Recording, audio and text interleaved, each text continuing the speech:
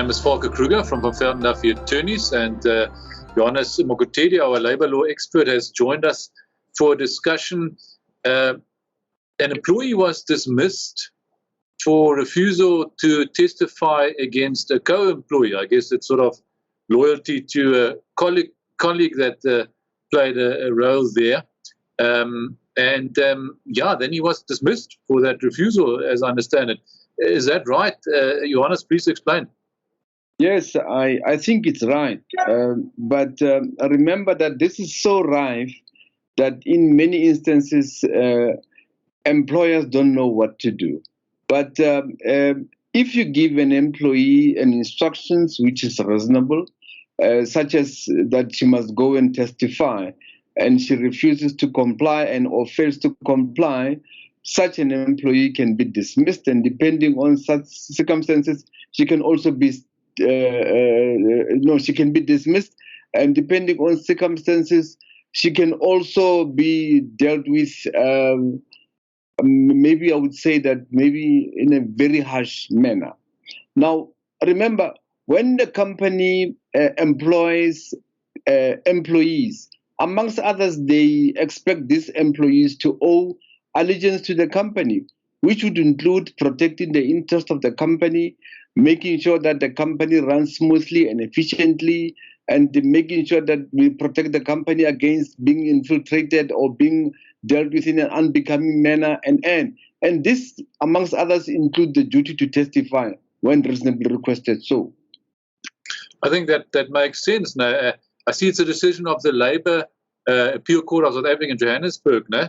So I guess this is fairly good authority that, once again, the employer indeed has the right to expect the employee, as part of a reasonable instruction to that employee, to testify against the co-employee at any misconduct hearing. Yes, you say it correct. The facts in the case briefly are as follows. Mrs. Maili was appointed as an admin clerk in 2012. And afterwards, sometime, she was promoted to a post of being a human resource admin clerk. Now, one day, while she was busy performing her duties, she heard raised voices from another office. She went to intervene, and in all probabilities, she heard, she participated.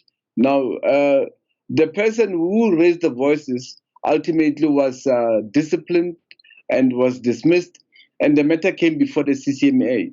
Now, at the CCMA, Mrs. Maili was instructed to go and testify, and she refused. She did not go. Now, the question arises, what can the employer do against Mrs. Maili? Now, the employer instituted disciplinary hearings against Mrs. Maili. Ultimately, she was found guilty and ultimately dismissed. Now, she was not happy with the decision of the employer. She went to the CCMA. And at the CCMA, the commissioner changed the sanction of dismissal and issued a warning. The commissioner decided that the situation was not that of a serious nature. And the commissioner made the remark that if a subpoena was issued against Mrs. Maili, the situation would have been different, and in such a dismissal would be appropriate. Now, the company not being happy with the decision of the commissioner, they took the matter up for review to the Labour Court, and the Labour Court confirmed the decision of the commissioner in that warning was the appropriate sanction. Now, they were further on not happy, and they took the matter to the Labour Appeal Court. Now, at the Labour Appeal Court, their main contentions were that a subpoena did not play a role. A reasonable instructions, which is fair in circumstances, plays a very major role, and Mrs. Maili had such. Now, their other contention was that if such conducts are being promoted and condoned, to an extent they lead to undermining the authority of the employer, which is correct.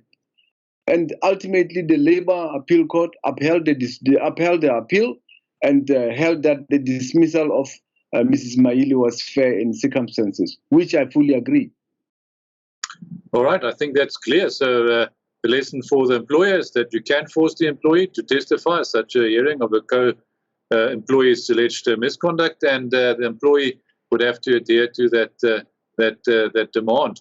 So yeah, please take note from a labor law point of view. Thank you, Johannes. Thank you, Volker.